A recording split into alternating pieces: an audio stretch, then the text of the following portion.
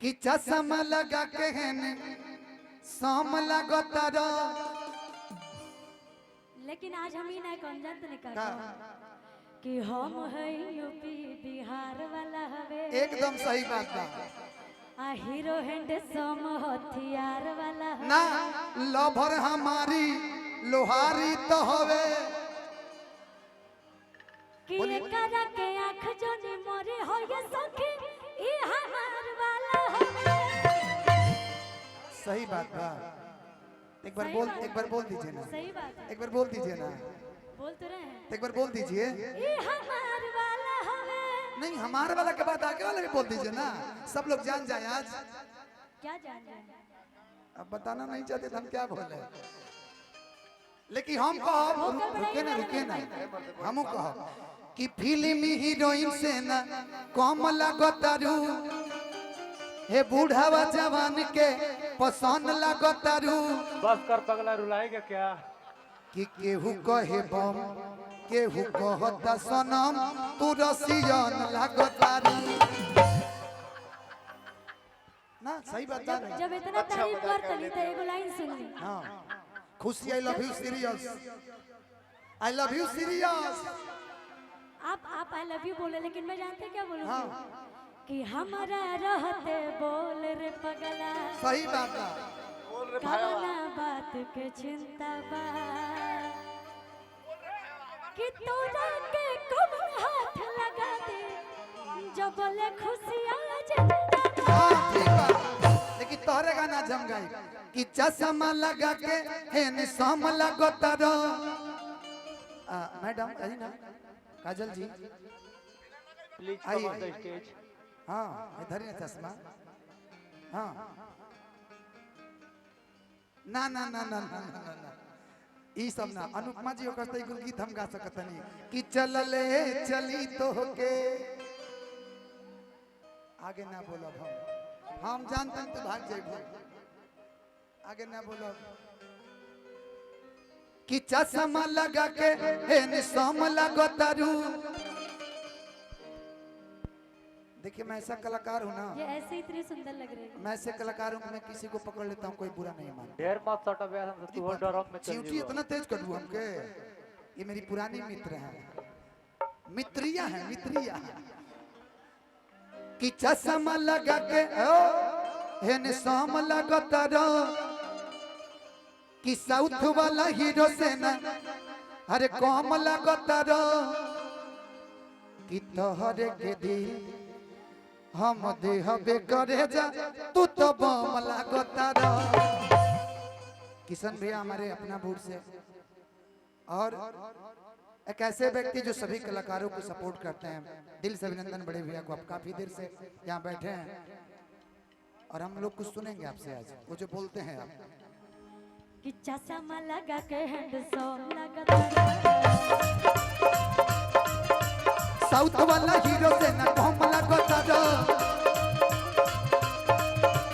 चश्मा लगा के हैंडसम लगता रो साउथ वाला हीरो से ना हेलो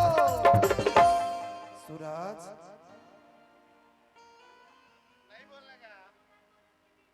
खुश अच्छा भाऊजी के नाम खुशी है कि तोहरे के दिल हम देहबे करे जा तू तो बम लगता रो तोहरे के दिल हम देहबे करे जा तू तो बम लगता रो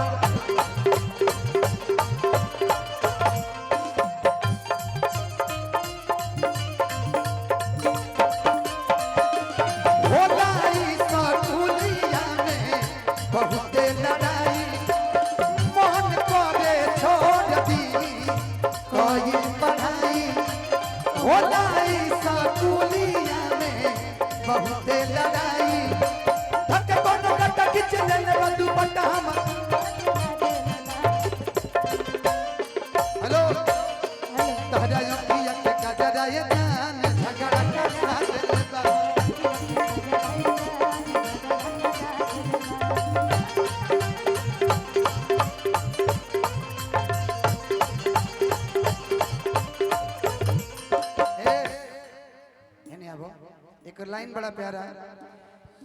हीरो हो धीरे धीरे हंस के कि हीरो हो धीरे धीरे हंस के रहेला दिलवा में धंस के लेकिन के मुस्कान मारेला सीधे पान मारेला ए गोलू रे के करे जा रुकी रुकी मुस्कान के जब बात आलो ना मुस्कान मारेला त हमरा हौ बात एगो याद आ जाला कि छोड़ी मुस्कान हमारे अरे जान ले बुका हो कि तू बोरा सीमिट डराम ले बुका मुस्कान के जहां नाम है हमरा उहे याद आवेला आर्यन बाबू इधर आइए ना 1 मिनट के लिए आप इधर आइए ना इधर आ जाइए इधर आइए 1 मिनट एक बार इस बच्चे के लिए आप एक बार जोरदार ताली बजा दीजिए एक बार तने हिल जाइए ना इस पे वो वाला गाना गाना है कौन सा कौन है इनके संग कौन कि कश्मीर के हाँ। फ्रूट लगेलो भाई कौन कलर हो सूट में क्यूट गिरी में सूट में क्यूट लगलू कि तारा अखिया के कजराए जा ओहो आ काला काला तिलकुट लगेलो कि कश्मीर के फ्रूट लगेलो कश्मीर के फ्रूट लगलू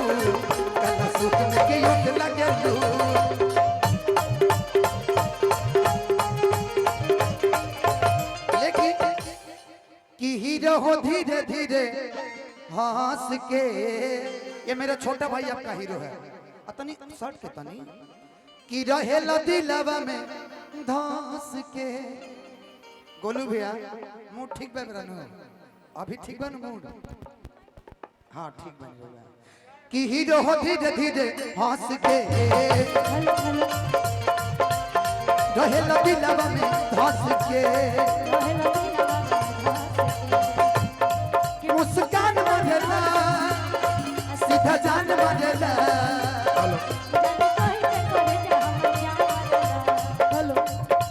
सेट करके दाढ़ी चमचम लगो तारो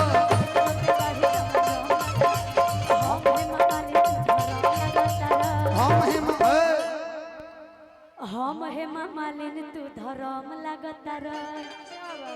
कि तोहरे के दिल हम देहबे करे जा तू तो बम लागता रह अच्छा बाबू अगर जी खुशी जी को लव यू बोलना तो कैसे बोले बोल के दिखाओ अच्छा बुरा मत मानिए प्यार से तो दीदी मंच के नीचे मंच के वो ऊपर गाना कह दीजिएगा दीदी ना कि भले कहिला हम केलो भर चाहे कहिला तू आवारा तकलीफ नहीं के बाकी भैया कहबो हमरा के तो ठीक नहीं के धनंजय भैया लेकिन हाँ, हम का कहा का कि हम तोहर राजा तू हऊ हमर रानी स्केल चेंज कर दें ठीक है कि हम तोहर राजा तू हऊ हमर रानी आ कान खोल सुन आई लव यू फलानी अबे के बाबू खुशी ना कहबो खुशी अच्छा ना सुनिए सुनिए हाँ आपका शादी हो गया है ठीक है लेकिन जिससे भी हुआ सच में बहुत किस्मत वाली है लेकिन अभी नहीं नहीं शौक नहीं है जानते वाला। कितना शादी करिएगा के को करिए 2-4-5 गो हो जाओ तो चल जाई नो घर एगो एजा एगो मन संभाली एगो घर संभाली ऐसा नहीं होता है कि गोरे गोरे गाल बागाली पकाला तिल हो रहा गोरे गोरे गाल बागाली पकाला तिल हो रहा हमारा जैसन सुंदर लड़की हमारा जैसन सुंदर लड़की इस मन से हो रहा हमारा जैसा हो रहा तारा जैसन सुंदर लड़की किस्मत से मिले ये जा एही में हमारा रानिया के गलिया पति लई भैया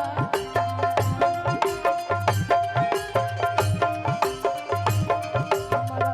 कनिया के गलिया पति लई भैया उहे दिया दिल हमर लेके गइल उहे दिल हमर लेके गइल दिल ये भैया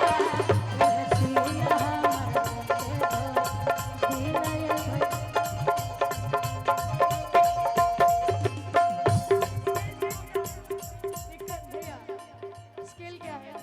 सी है सी। डी आप लगा डी कर दीजिए। डी लगा दिया एक गीत के बाद आप भी आ जाइएगा। अब आप गाइए। एगो गीत हम गैले रहे हैं। हाँ